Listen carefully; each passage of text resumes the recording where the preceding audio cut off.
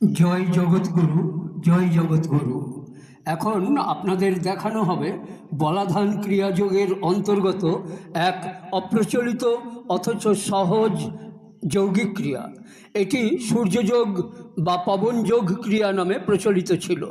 ক্রিয়াটি খুবই সহজ। লক্ষ্য করুন, প্রথমে দেখানো হচ্ছে প্রথম অভ্যাসে এটা কিভাবে অসফল হয়, তবে দ্বিতীয় অভ্যাসে দেখানো হচ্ছে বারবার কয়েকদিন অভ্যাস করার ফলে এটা কিভাবে সফল হয়। একটা মাঝারি সাইজের তামার ঘটির মধ্যে গামছা সাইজের একটা সিল্কের কাপড় ভরবেন।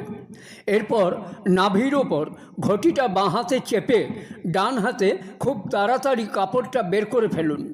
সঠিক হলে বায়ুশূন্য ঘটিটা আপনার নাভির চারপাশে আটকে থাকবে। এইভাবে প্রাথমিকভাবে 30 হতে 60 সেকেন্ড অবধি রাখুন। তারপর পেটটা একটু নাড়াচাড়া করলেই ঘটিটা আপনা হতেই খুলে যাবে। যোগশাস্ত্র বলছে, যা আছে বিশ্বব্রহ্মাণ্ডে তাই আছে দেহভাণ্ডে। মানুষের শরীরে যে দ্বাদশ আদিত্য বা সূর্য আছে তার মধ্যে নাভিগ্রন্থি বা সূর্যগ্রন্থি অন্যতম। এটিকে ইংরাজিতে প্যানক্রিয়াস গ্ল্যান্ডও বলা হয়। এখানে সমান বায়ু বিরাজমান।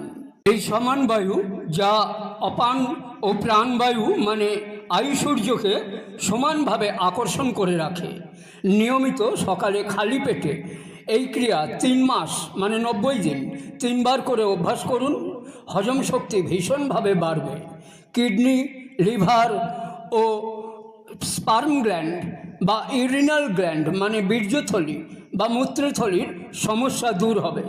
80 বছর বয়স অবধি যৌবন শক্তি ভোগ করতে পারবেন যদি সকাল ও সন্ধ্যায় নিয়মিত এটি অভ্যাস করতে পারেন। সবশেষে বিশেষভাবে মনে রাখবেন, আপনি যে কোনো যোগ করুনই না কেন, যার কাছেই যোগ অভ্যাস করুন না কেন, আর যতই আয়ুর্বেদ বা অ্যালোপ্যাথি বা হোমিওপ্যাথি ঔষধ খান না কেন, বলাধান ক্রিয়াযোগে বলা সহজ আহার সংযম, বাক সংযম ও শয্যা সংযম নিয়মিত পালন না করলে যে কোনো যোগের সম্পূর্ণ ফললাভ কখনোই পাবেন না। আহার সংযম, বাক সংযম ও শয্যা সংযম বিষয়ে বিশেষ জানতে আমাদের আশ্রমে ফোন করতে পারেন, অথবা আমাদের আশ্রমের অন্যান্য এই বলাধান ক্রিয়াযোগের ওপর অন্যান্য ইউটিউব চ্যানেলগুলো ফলো করতে পারেন। গোরানন্দ যোগ সেবা মিশন নামে চ্যানেলটি সার্চ করে নেবেন। জয় জগৎগুরু, জয় জগৎগুরু, জয় জগৎগুরু। বিশেষভাবে মনে রাখবেন, সমস্ত ক্রিয়াটা করার সময় শ্বাস প্রশ্বাস একদম স্বাভাবিক রাখবেন। জয় জগৎগুরু, জয় জগৎগুরু, জয় জগৎগুরু।